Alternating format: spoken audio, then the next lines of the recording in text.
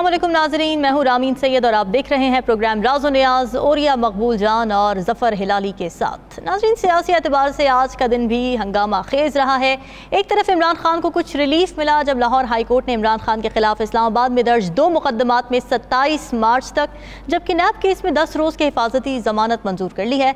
दूसरी तरफ हुकूमत ने PTI को मज़ीद टफ टाइम देने और इमरान खान की पेशी के दौरान जुडिशल कॉम्प्लेक्स पर हमलों की तहकीकात के लिए JIT बनाने का फैसला किया है। अहम बात यह है कि जनरल रिटायर्ड कमर बाजवा ने बिलाखिर खामोशी तोड़ दी है और एक इंटरव्यू में उन्होंने कहा है कि इमरान खान झूठ बोलने में महारत रखते हैं और लोग इस पर यकीन कर लेते हैं। उन्होंने आजम सवाती और शहबाज गिल को नंगा करने के इल्ज़ामात को गलत करार दिया और उन्होंने कहा कि शेख रशीद ने यह कहा था कि इमरान खान से हुकूमत नहीं चल रही, जनरल साहब कुछ करें। और यह सब इन तमाम तर बातों पर बात करने से पहले सबसे पहले तो आपको मुबारक हो, आपने उम्रे की सादत हासिल की है। पाकिस्तान में जो कुछ हो रहा है, दियारे गैर में रहने वाले पाकिस्तानी सबको किस नज़र से देख रहे हैं? आपकी मुलाकात ज़रूर हुई होगी वहाँ पे पाकिस्तानी कम्युनिटी। पाकिस्तान की एक तो बात यह है कि बहुत ज़्यादा लोग जो हैं पाकिस्तान से उम्रा और हज करने जाते हैं। शायद दुनिया में किसी भी मुल्क से इतने ज़्यादा लोग नहीं जाते जितने पाकिस्तान से जाते हैं, हर जगह से।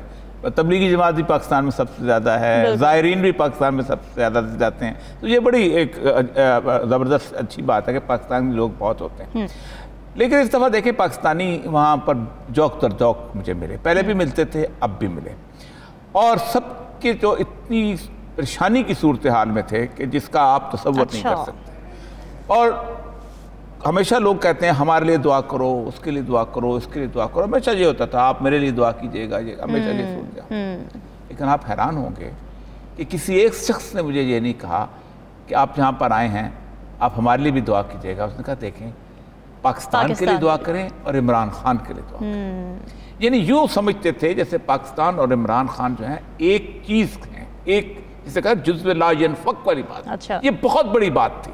मैं आपको बताऊं, इमरान खान के बारे में, दुआ के बारे में लोग पहले भी कहते थे। मैं इससे पहले जब उम्रे में गया उस वक्त भी लोग यही कहते थे कि इमरान खान के लिए दुआ, लेकिन कुछ और लोग भी होते थे पाकिस्तान के लिए लहदा कहते थे। इस दफ़ा कोई एक शख्स मुझे ऐसा नहीं मिला अच्छा जो कि मौलवी की शक्ल रखता हो या काम सादा आदमी की शक्ल रखता हो, जवान हो, बूढ़ा हो, और हर किसी ने मुझे ये कहा और ये साहब पाकिस्तान के लिए दुआ करें और साथ इमरान खान की जान के लिए भी दुआ करें। यानी उनको पता है कि इमरान खान की जान जो है वो इस वक्त ख़तरे में है और पाकिस्तान के लिए इमरान खान, ये बहुत बड़ी बात है। और ये दियारे गैर नहीं, हरम पाक के अंदर। ये मुझे मदीना शरीफ में भी लोगों ने कहा, अच्छा। ये मुझे मक्का शरीफ में भी लोगों ने कहा, ये मुझे वैसे चलते फिरते आम आदमी ने भी कहा, जो भी मुझे देखता था, पहचानता था, मुझे ये दुआ करता। बिल्कुल, सबकी दुआएं पाकिस्तान के साथ ही हैं। और ये साहब, जनरल रिटायर्ड बाजवा साहब ने कुछ बातें कही हैं इंटरव्यू में, तो वो कह रहे हैं कि जी इमरान खान झूठ बोलते हैं, धोखा दे रहे हैं वो अपने चाहने वालों को। तो क्या ऐसे ही है? क्या कमेंट करेंगे इस पर? पहली बात तो है कि उन्होंने मेरा नाम भी लिया है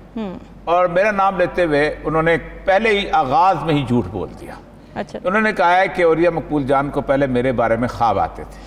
अच्छा। हालांकि जिस ख्वाब का तस्करा है वो ख्वाब प्रोफेसर शहजाद साहब ने देखा था और उस ख्वाब का मुझसे कई साल पहले बाजवा साहब को खुद पता था। अच्छा। और मैंने तो सिर्फ उसका कॉलम में तस्करा किया था। तो यहाँ से बाजवा साहब का झूठ नुमाया हो जाता है, या तो क्योंकि आज सुना है कि बाजवा साहब के उसका इनकार कर दिया उन्होंने, उन्होंने मंसूर अली खान ने कहा कि मैंने रिपोर्टेडली, इसका मतलब यह है तो मतीला ने झूठ बोला है वाजपेयी के बारे में, तो किसी एक को बताना पड़ेगा।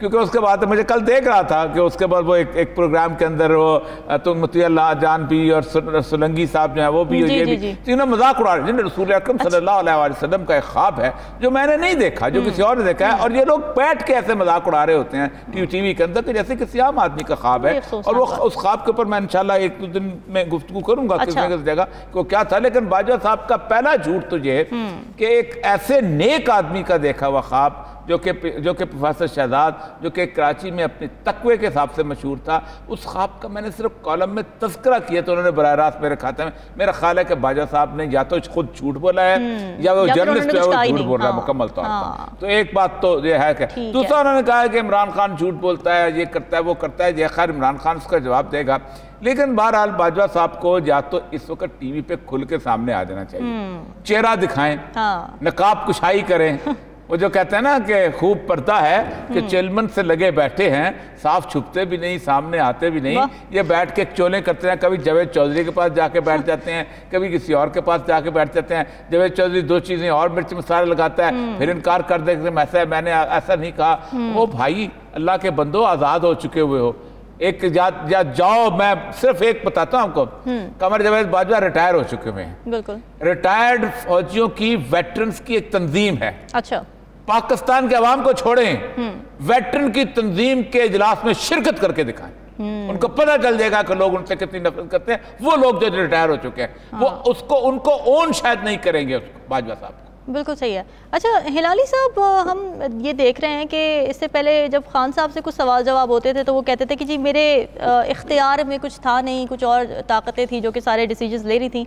अब बाजवा साहब से जो ये रिपोर्टेड एक इंटरव्यू है, उसमें जब सवालात पूछे गए कि जी सहाफ़ियों पर आपने जो जुल्म व बर्बरियत की, जिस तरह से उनको टारगेट किया, तो उन्होंने भी इस बात से डिनाई कर दिया है। उन्होंने या तो खान साहब को मुर्द इल्ज़ाम ठहराया, या फिर फैज़ साहब को मुर्द इल्ज़ाम ठहराया, या फिर उन्होंने ये कहा है कि जी जो निचले रैंक के लोग थे, अफसरान थे, वो गुस्से में आ गए थे, उन्होंने अपनी तरफ से एक्शन लिया, मेरी कोई जिम्मेदारी नहीं थी इसमें। क्या कहेंगे? देखिए, एक मुहावरा है अंग्रेज़ी में, जब ये मैंने सुना कि बाजवा साहब ने किसी को झूठा कहा, तो वो कहते हैं ना अंग्रेज़ी में, it is the pot calling the kettle black. झूठा, ये तो उन्होंने, सोचिए, मैं 2-3 वाक़या दे देता हूँ फिर एकदम। उन्होंने कहा कि मैं हक्कानी को कभी मिला ही नहीं हूँ। कौन? ये बाजवा साहब। हक्कानी खुद कहा कि वो मिल चुके हैं मुझे, और वैसे एविडेंस आई है कि शायद $30,000 भी दिए हैं उसको। मैंने मिल भी नहीं चुका, और लोग कह रहे हैं कितने पैसे उनसे एक्सचेंज हुए हैं। नंबर 1। दूसरी बात, कोई ऐसे लोग हैं, मैं नहीं कहता बहुत हैं, कुछ ऐसे लोग हैं जो अगर आपको झूठा कहे, इट्स अ कॉम्प्लीमेंट। इसका मतलब है कि वो आपको पसंद नहीं करते, और इस किस्म का आदमी अगर आपको झूठा कहे तो इट्स अ कॉम्प्लीमेंट। इसलिए not because I know Bajwa, I have never met him, मगर उसके जो लोग हैं, उनके जो लेफ्टिनेंट जनरल जैसे इन्होंने कहा रिटायर्ड हैं, जिनको मैं जानता हूं, जिनके साथ मैं काम किया हूं, ऑनरेबल मैन ऑफ ऑनर, वो जब आके चिट्ठी लिखते हैं, वो जब कहते हैं कि ऐसा आदमी को हमने कभी नहीं दिया और इसने तबाह किया, then you have to listen. वो फिर आपको सुनना पड़ता है। तो मेरे ख्याल में बड़ी अफसोस की बात है, मगर इनको कोई, आपको तो बड़ा खुश होना चाहिए औरिया साहब, he has done you a real favour. ठीक है। अच्छा औरिया साहब, आप के जाने के बाद क्या कुछ हो गया? जमान पार्क में ग्रैंड ऑपरेशन हो गया, पेट्रोल बम मिल गए, उधर इस्लामाबाद में तसादुम हो गया, कारकुनान थे पीटीआई के एक तरफ, दूसरी तरफ पुलिस थी। तो ये सब क्या हुआ? जो हमने मनाजिर देखे कितने अफसोसनाक थे। किसने ये करवाया और मकसद क्या था इसका? देखिए, मकसद जिसका भी हो, बुनियादी तौर पर वो पाकिस्तान के अंदर एक ऐसी कैफियत को उसने जिंदा किया है कि जो कैफियत कभी हम 70s के अंदर और 80s में देखा करते थे। 80s में फिर थोड़ी सी बेहतर हो गई थी, लेकिन 70 से लेकर 77 के अंदर मुझे अच्छी तरह याद है कि चौधरी ज़फ़रलाई और जावेद हाशमी 2 बड़े नाम होते थे जिनके खिलाफ FIR दर्ज होती थी। चौधरी ज़फ़रलाई एक जगह से FIR से अपनी जमानत कराते थे, दूसरी भैंस चोरी की FIR दर्ज हो गई, किसी के कुछ हो गए। जावेद हाशमी के ऊपर 100 से ज़्यादा जो थी अपना FIR दर्ज हुई थी, और वो जहाँ जाता था लोग नारा लगाते थे, एक बहादुर हाशमी आदमी, हाशमी हाशमी। और ये लेवल आ गया था। और फिर हाई कोर्ट ने एक ऑर्डर किया था, ये पाकिस्तान नहीं, जुडिशरी की नहीं, दुनिया की जुडिशरी की तारीख में एक बहुत बड़ा ऑर्डर है। मुझे लगता है कि कल या परसों तक इमरान खान को ये ऑर्डर भी हाई कोर्ट को करना पड़ेगा, क्योंकि जो ये हरकतें हो रही हैं ये पाकिस्तान को बुनियादी तौर पर रुसवा करने की। उन्होंने कहा था ये तुम्हारे पास कितने केसेस हैं, हाई कोर्ट का ऑर्डर है, ऑन रिकॉर्ड ऑर्डर है 1976 का, PLD के अंदर मौजूद है कि इतने लोग हैं, तुम्हारे पास 100 केसेस हैं। उनका हाँ बिल्कुल ये 100। आज 100 केसों में जमानत ले रहे हैं हम, चौधरी ज़फ़रलाई की भी और जावेद हाशमी की, और जो आइंदा तुम करोगे उसकी भी जमानत लेते हैं। अच्छा, ये कभी जुडिशरी की तारीख में नहीं हुआ कि आइंदा। मुझे लगता यह है कि जो कुछ हो रहा है, the pace of the moment को देख के इनको बताना करना पड़ेगा कि इमरान खान ने आज इतने केसेस तुमने किए हैं, इसके बाद तुम भी जमानत। अब हालत यह है कि जो रायवंड का जो है ना अपना पैलेस के भी आपने देखा हो, वो लंबी सड़क जाती है, जब जब नोटिस सर्व होते थे ना मरियम नवाज को, जब नोटिस सर्व होते थे ना उसको, नवाज शरीफ को, या उसको सर्व होते थे अपना शहबाज शरीफ को, तो ये उसके गार्ड और गनमैन नोटिस रिसीव नहीं करते थे।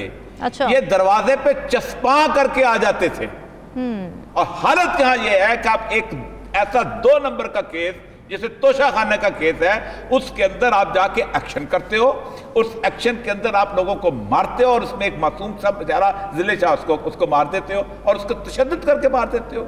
यानी आप अंदाजा करें, मैं एक आईजी साहब हमारे याकूब साहब हमारे दोस्त हैं, बलूचिस्तान में रहे हैं हमारे साथ वहाँ पर, उन्होंने कहा इस तरह के जो नोटिस हैं, बड़ी मजेदार, उन्होंने एक टीवी में कह रहे थे, इस तरह के नोटिस जो है पुलिस के थानों में अक्सर पड़े रहते हैं, और वो कहते हैं यार जिस दिन तामील करानी होगी हम करवा दें। अच्छा। आपने ये किया। फिर आपने एक छोटा सा केस, जिस केस के अंदर सिर्फ फर्द जुर्म जो है, आप चीफ जस्टिस साहब खड़े होकर कहते हैं कि जी दुनिया को जो टेक्नोलॉजी आ गई है इससे फायदा उठाना चाहिए, ठीक, इससे ये जो जैसे कहते हैं अपना ऑनलाइन आप गवाही भी ले सकते हैं। जी। और इमरान खान को कहा जाता है कि आप वहां पर आए। फिर उसके बाद जो इमरान खान ने इल्ज़ाम लगाया है, मैं समझता हूँ पाकिस्तान के इंडिपेंडेंट तहकीक होनी चाहिए कि वो कौन लोग थे जो अंदर दाखिल हो रहे थे, और उनके हाथ पीछे बंदे पड़े हुए, हाथ में हथकड़ियाँ पकड़ी हुई थी, जो भी पकड़ा हुआ था, मुझे नहीं पता वो रस्सियाँ क्या थी, लेकिन उसकी तहकीक होनी चाहिए। ये बहुत इंपॉर्टेंट चीज़ है। इसके बाद आप सोचें, कभी ऐसा हुआ था कि आप एक एक्स प्राइम, कभी नहीं हुआ, अयूब खान जैसा डिक्टेटर रहा, उसका ज़ियाउल हक जैसा डिक्टेटर रहा, आप उसको देखें, उसका डिक्टेटर मुशर्रफ जैसा डिक्टेटर, लेकिन कभी ऐसा नहीं हुआ कि किसी आदमी के घर के अंदर घुसें जहां उसके बच्चे मौजूद हों, जहां उसकी फैमिली मौजूद हो, जहां उसकी बहनें और बहनों भी मौजूद हो, वहां आप दाखिल हुए।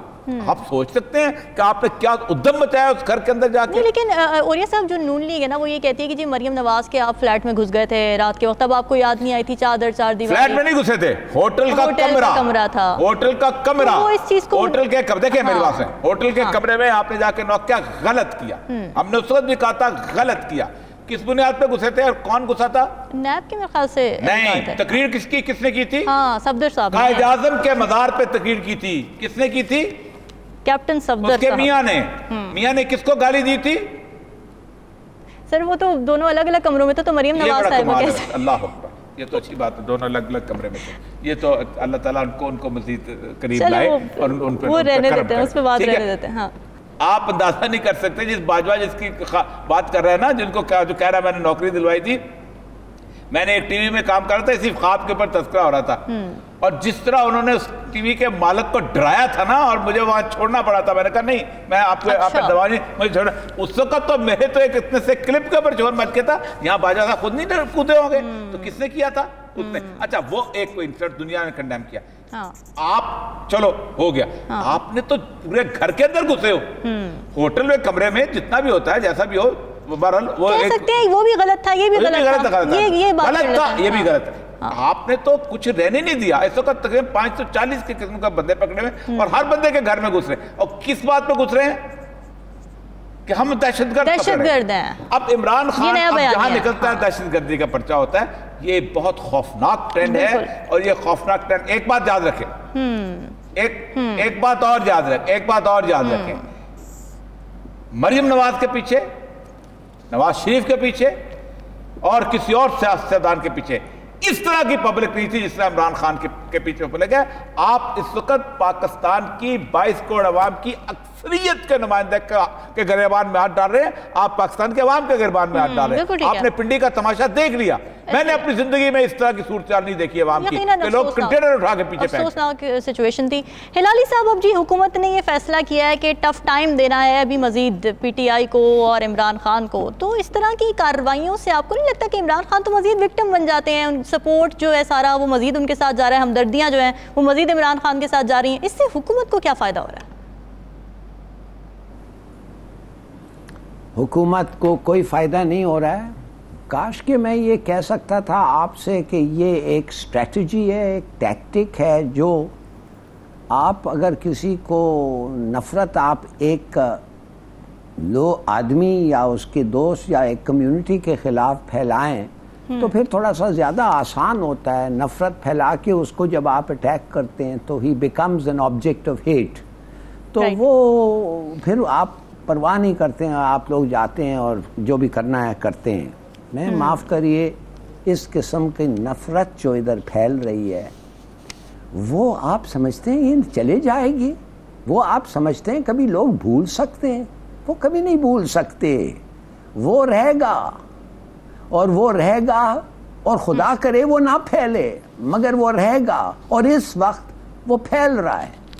ये जो आपके चीफ मिनिस्टर साहब ने जो कहा है, मैं समझता हूँ ये चीफ मिनिस्टर शायद उसका मकसद नहीं था, मतलब नहीं था ये कहने के लिए, मगर जिस तरीके से उसने कहा कि अगर तुम हाथ उठाओगे हम तोड़ेंगे तुम्हारा हाथ, और मैंने कह दिया है बस काफी हो गया है, तो क्या बस काफी हो गया है?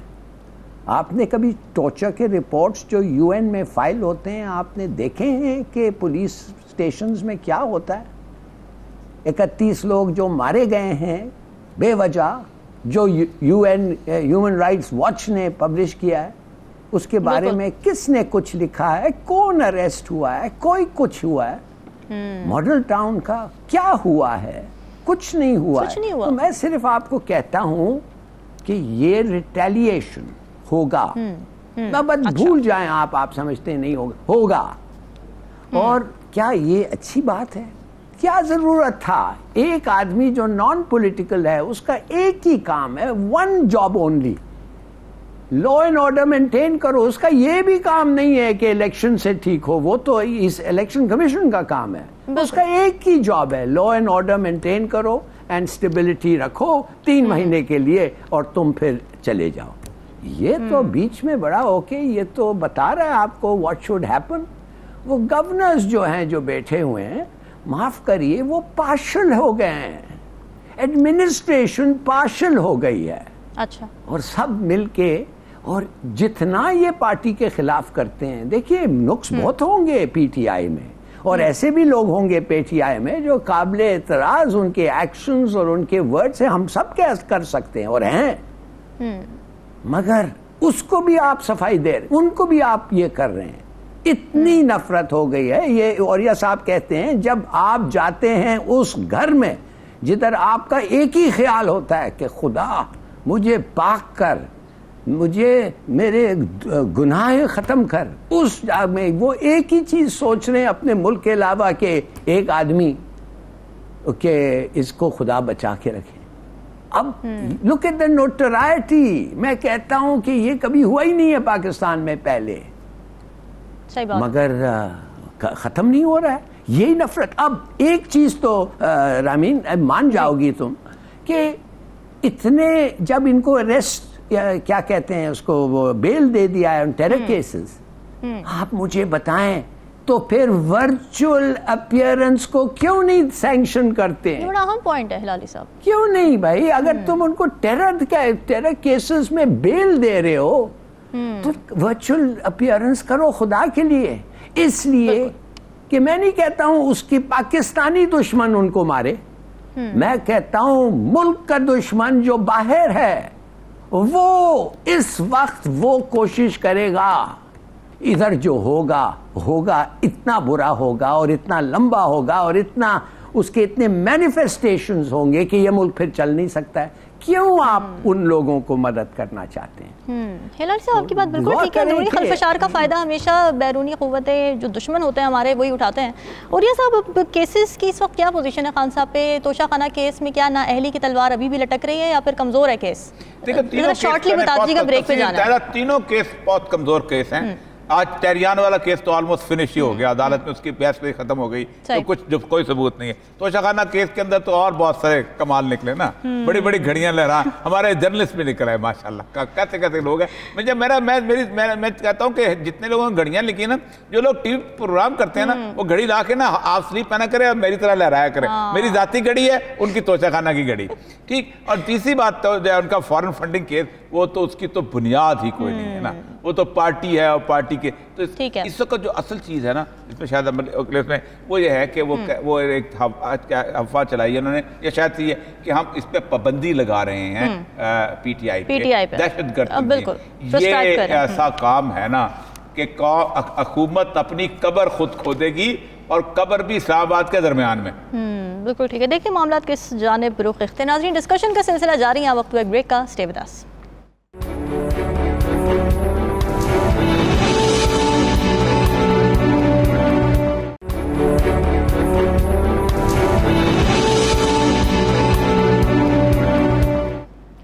बैक नाज़रीन। IMF से कर्जे के हुसूल के मामले पर एक बार फिर इबाहम के बादल छा गए हैं। आलमी इक़्तिसादी इदारे ने हुकूमत की नई फ्यूल सब्सिडी स्कीम पर सवालात उठा दिए हैं, जिसके तहत 800 सीसी से कम गाड़ियों और मोटरसाइकिल वालों को पेट्रोल पर सब्सिडी दी जाएगी। दूसरी जानिब सूरत हाल यह है कि कंट्रोल दरामदात के नतीजे में पाकिस्तान का करंट अकाउंट डेफिसिट तो कम हो गया है, लेकिन इसका खमियाजा टेक्सटाइल समेत बहुत से सेक्टर्स को भुगतना पड़ रहा है, जिनका पैदावारी ग्राफ नीचे आ चुका है। और ये सब IMF ने नई फ्यूल सब्सिडी पॉलिसी पर सवालात उठाए। तो क्या हुकूमत ने पॉलिसी बनाते वक्त IMF को एतमाद में नहीं लिया था? इससे पहले भी खान साहब की पेट्रोल पर दी हुई सब्सिडी से इशू बना था, तो अब भी कहीं ये सब्सिडी मामलात ख़राब ना कर दे? देखिए, कई दफ़ा कहा है कि IMF ये नहीं कहता कि सब्सिडी दो या ना दो। अच्छा। IMF कहता है आप हमारे सामने प्लान लेके आओ कि आप क्या करना चाहते हैं। तो उनकी नुमाइंदा क्यों फिर इस बात पे सवाल उठा नुमाइंदा तो आप कह रहे हैं कि आप सब्सिडी किस खाते में दे रहे हैं कि जब आपके पास पैसे ही नहीं है। देखिए ना, पाकिस्तान को जून में 3 बिलियन जो है कर्जा पे करना है, डॉलर कर्जा पे करना है, और 4 बिलियन रोल ओवर का। सही, ठीक। तो इतना पैसा आपके पास क्या जून तक जमा कर लेंगे जो आप इतने लल्ले तल्लों में लगे हुए हैं? IMF की जो डायरेक्टर जनरल है उसने बहुत शानदार उनको मशवरे दिए थे। उन्होंने कहा था, देखिए बात सुने, आपके अपने अखराजात कम करें ताकि आप इंसान बने। सही। आप सबसे पहले तो आप कहते हैं डेटरेंस है, हमारे पास आइटम बम आ गया, अब आप हमला नहीं कर सकते। ज़ाहिर बात है कि आपको जरूरत नहीं रहेगी ना, जब आप एटम बम आ गया है तो अब आपको इतनी ज्यादा आर्मी की रखने की जरूरत नहीं, क्योंकि आप तो वो कहती है आर्मी आप पता करते हैं, आप अपने मुल्क को खुद ही आपने तो इसलिए रखा हुआ है। बहरहाल एनी हो, जैसे इसराइल में है कि इसराइल के हर बंदा जो आर्मी के अंदर, आप भी रिक्रूटमेंट शुरू कर दें पाकिस्तान आर्मी के अंदर, हर बंदा जाया करे, 2 साल की नौकरी करके आ जाया करे। दूसरा उन्होंने ये कहा था कि आप अपने एडमिनिस्ट्रेटिव एक्सपेंडिचर कम करें। उसके ऊपर हमने ऑस्टेरिटी कमेटी की बाकायदा डिस्कशन की। नासिर खोसा साहब की बहुत अच्छे ऑफिसर, बहुत कमाल के आदमी है, उन्होंने बहुत जबरदस्त किया था कि इतने 300 के 400 बिलियन रुपीस तो आप फौरन खत्म कर सकते हैं, और वो आपने खत्म नहीं किए। फिर उसने कहा था आप टैक्स करें अमीरों को। आपने एक प्लॉट वाले पे टैक्स नहीं किया, आपने एक बड़ी दुकानदार वाले पे टैक्स नहीं किया, आपने किसी और, आप क्या कर रहे हैं? आप कर रहे हैं कि 500 रुपए का जो तो ना आटे का तोड़ा, वो आपने 1100 का कर दिया, यानी आपने 600 रुपया बढ़ा दिया, और हमने कहा जी हम आधा मुफ्त दे देंगे। फिर आपने ये जो पेट्रोल की सब्सिडी है, तो मुझे हैरानी होती है कि अकल के अंधो कि 800 सीसी के नीचे कारों को आपने रख दिया। अब उसमें तो जो 1000 सीसी की कल्टस है ना, वो आती है को 12-13 लाख में, 15 लाख में आ जाती होगी। जबकि वो 600 वाली सीसी वाली जो कारें आती हैं वो 35-35 लाख की, 30-30 लाख की। तो गरीब कौन सा हुआ? वो एक तो ये। फिर उसके बाद आप सब्सिडी देने की बजाय आप वाकई अमीरों के ऊपर टैक्स क्यों नहीं करते? मतलब ये असल मसला ये है। तो IMF में अब देखें, पाकिस्तान वाहिद मुल्क रह गया है जिसके ऊपर अमेरिका, IMF ने कहा है कि हम अभी आपको नहीं दे रहे। एक बात तो ये है कि श्रीलंका को दे दिया उन्होंने, 2 पॉइंट कितने आज दे दिया। पाकिस्तान का 6 के करीब था, वो करना था। बांग्लादेश को उन्होंने दे दिया, बांग्लादेश के साथ भी उनका कैसे था। क्यों नहीं दे रहे? आज से 4 महीने पहले IMF ने कहा था हम कमिटमेंट मांग रहे हैं बियॉन्ड जून, और बियॉन्ड जून के लिए हमें पता है कौन इलेक्शन जीत रहा है। और उन्होंने कहा था कि आप इमरान खान को साथ मिलाओ, इनकी खोपड़ियों के अंदर फिरौन घुसा हुआ है, ये नहीं चाहते उसको साथ बिठाना किसी तौर पर भी, और मुल्की मफाद के लिए भी साथ बिठाना नहीं चाहते, ये कहते वो मिलना नहीं चाहते। वैसे शहबाज शरीफ ने कहा था कि सब बैठ जाते हैं साथ मिलके, फिर इमरान खान ने भी थोड़ी लीनियंसी दिखाई थी, कोई ऐसी कहने वाली बात नहीं। ज़मान पाक का ऑपरेशन हो गया, कहना ऐसे होता है? आप बंदा भेजो, आप बंदा भेजो, अपना वफद भेजो, मैं देखता हूँ कैसे इमरान खान इनकार करता है। सही है, आप भेजो साद रफीक को उसके घर। बिल्कुल ठीक है। अच्छा हिलाली साहब, क्रॉस सब्सिडी है जो कि हुकूमत एक स्कीम लेकर आई है, तो उस पर क्या IMF को एतराज़ हो सकता है? हुकूमत कह रही है कि जी हम अमीरों से ज़्यादा पेट्रोल पर ले लेंगे पैसे, और गरीबों से हम वो मार्जिन काट देंगे, तो बराबर हो जाएगा, कोई एक्स्ट्रा पैसे हमें खजाने से देने नहीं पड़े। तो एतराज़ क्या है IMF को? ये पागल स्कीम है, ये वाकई पागल स्कीम है। अच्छा, आपको मैं सवाल पूछता हूँ, टैक्सी वाला रिक्शा वो जाता है, पूरा टैंक भर लेता है, वो घर जाता है, टैंक को खाली करता है, वो टैंक जो पेट्रोल उसने लिया है, जो 100 रुपया और उससे ज़्यादा बड़ा है, वो बेच देता है, वापस आके टैंक रिफिल कर देता है। ये कब तक चलेगा? हाँ, You know, it's so stupid.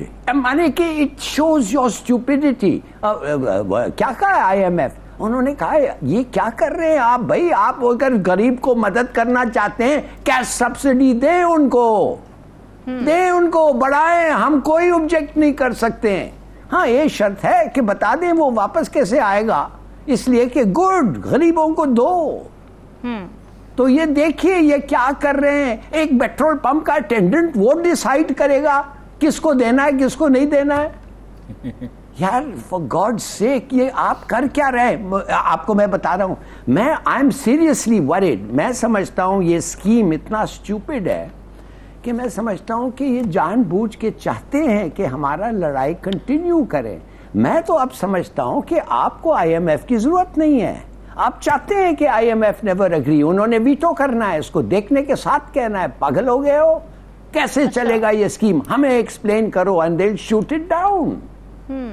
तो इसका माने है कि आपको फिर वो जो चाहते हैं आपको वो मिलेगा नहीं। तो इसका मतलब क्या कि आप बैंकरप्ट हो गए हैं। आप बात करें ना, आपका टेक्सटाइल भी 10 लाख लोग अभी जाके they are going to lose their jobs, उनकी नौकरी जाएगी, खत्म हो गया है, कोलैप्स कर गया है, नहीं कि कोलैप्स करने वाला है, कोलैप्स कर दिया है। एप्टमा को जाके पूछें क्या हालत है उनकी। तो ये मैं आपको पूछना चाहता हूं कि ये लोग जो हमें कहा गया था कि दार साहब आके सब चीज ठीक हो जाएगा, आपसे मैं पूछना चाहता हूं इनका क्या पॉलिसी ये है कि इस मुल्क को सिंक करें, बैंकरप्ट वाकई करें।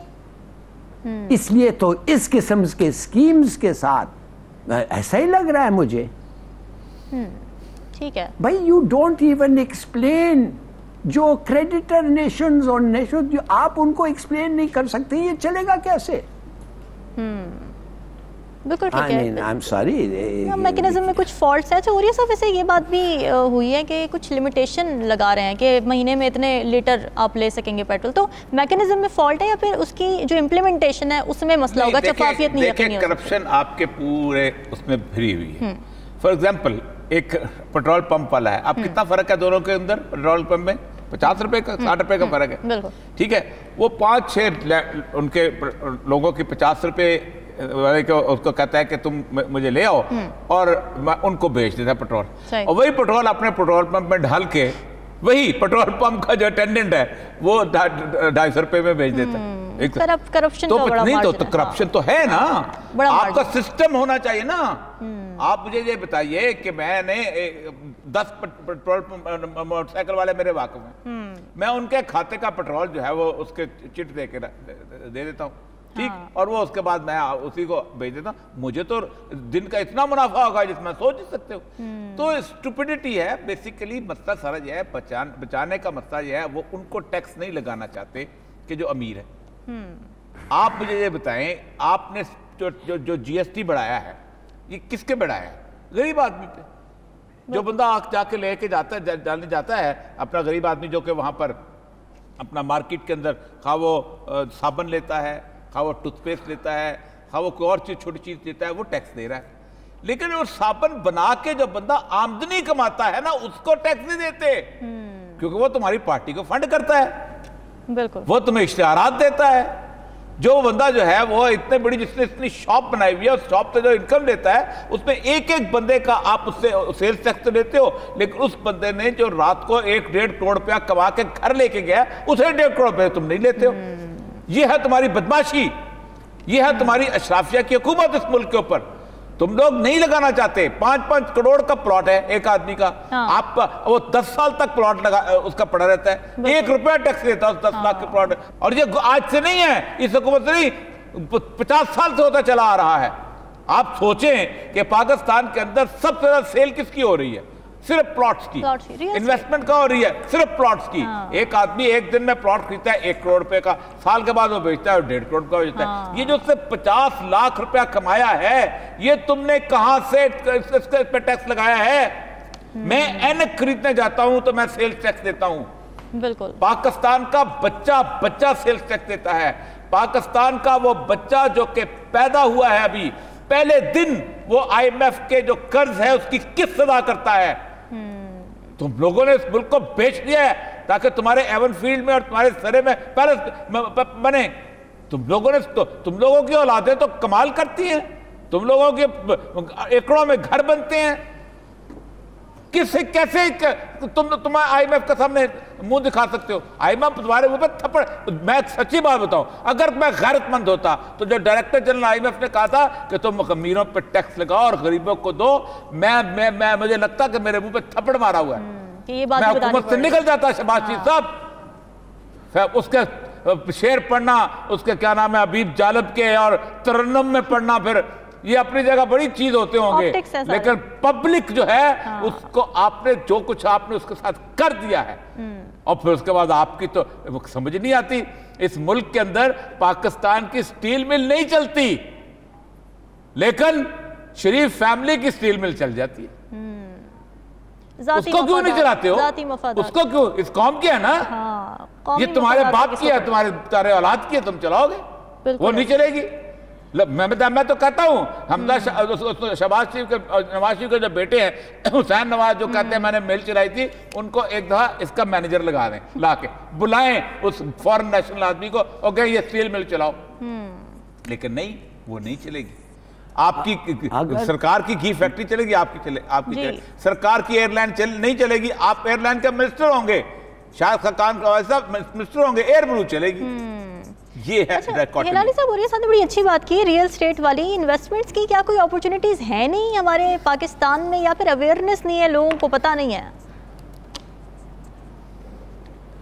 देखिए, मैं सिर्फ ये कहता हूं कि जब आप एक IMF के प्रोग्राम के तहत होते हैं तो IMF अगर आपको एक और प्लान को देख के हंसने लगते, जैसे ये हंस रहे हैं इस प्लान को देख के और कह रहे हैं शुक्र है कि हमने इनको अभी लोन नहीं दिया है, और जाहिर है इस किस्म की सब्सिडी जो आप सडनली अनाउंस करते हैं और उसका कोई फूलिश सब्सिडी, और वो कम से कम उनको एक्सप्लेन नहीं करते हैं, इजाज़त तो बहुत बड़ी बात है, आपको तो इजाज़त लेना चाहिए, आप तो एक्सप्लेन भी नहीं करते हैं। तो अगर ये उन्होंने वीटो कर दिया तो इसके माने एग्रीमेंट पोस्टपोन हो गया।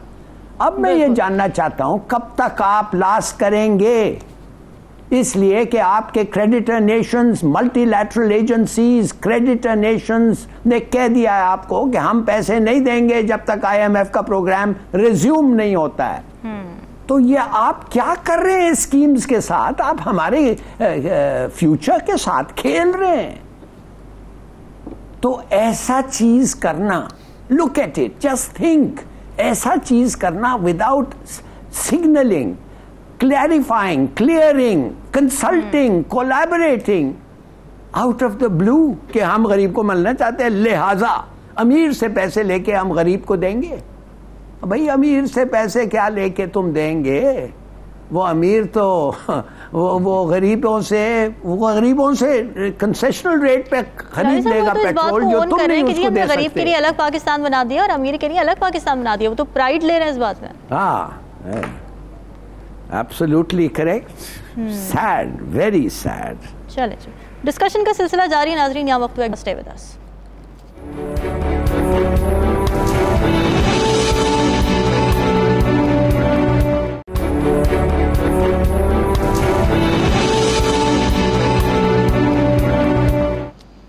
वेलकम बैक जी। इत्तलात ये आ रही हैं कि सिविल और मिलिट्री लीडर्स इस बात पर मुत्तफ़िक़ हैं कि तमाम असम्बली के इंतख़ाबात एक साथ मुनक़्क़िद होने चाहिए।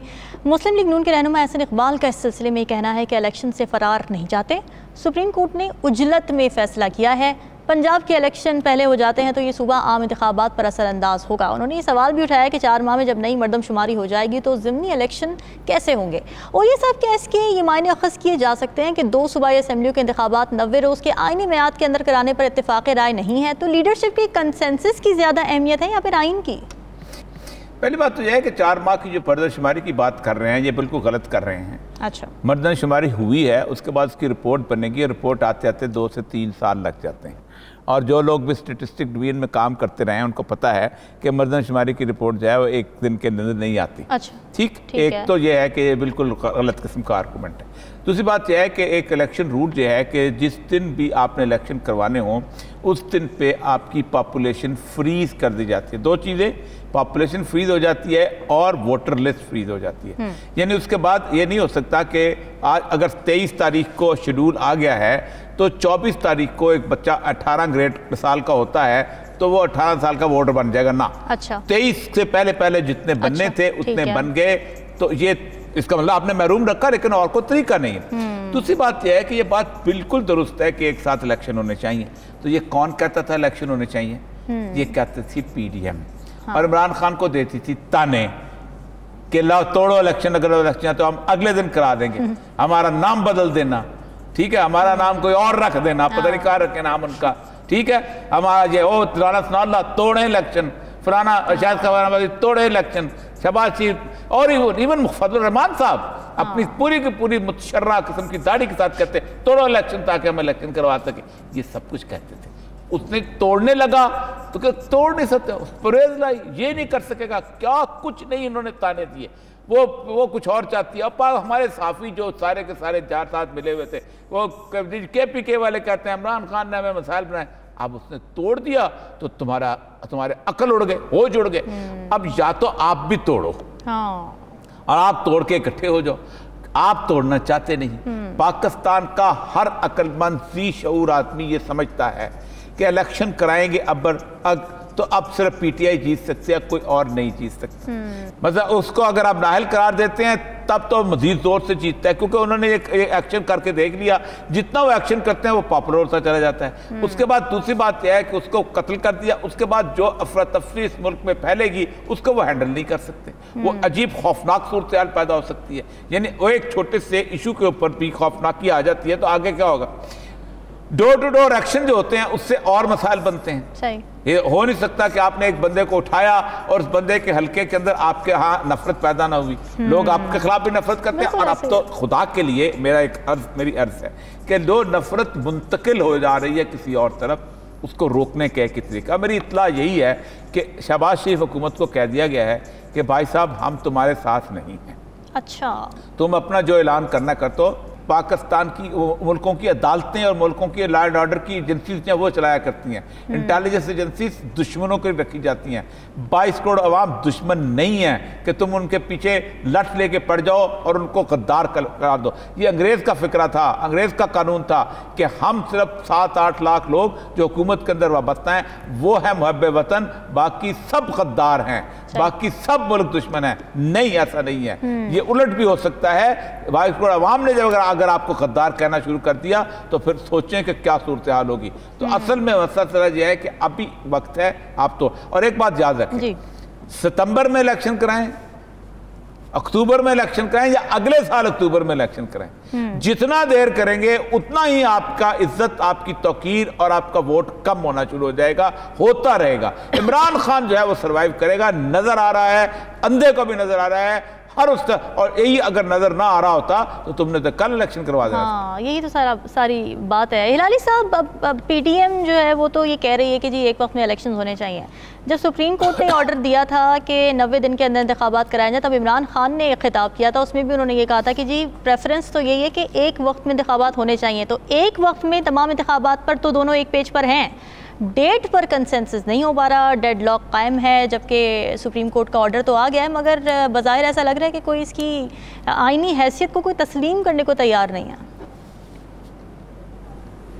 नहीं, तो आप जब कहते हैं कि एक वक्त पे इलेक्शन होना चाहिए तो इसके माने आप कॉन्स्टिट्यूशन को तब्दील करना चाहते हैं ना। इसलिए कि कॉन्स्टिट्यूशन तो कहता है कि 90 दिन आफ्टर डिसोल्यूशन आपको इलेक्शंस होल्ड करना हो।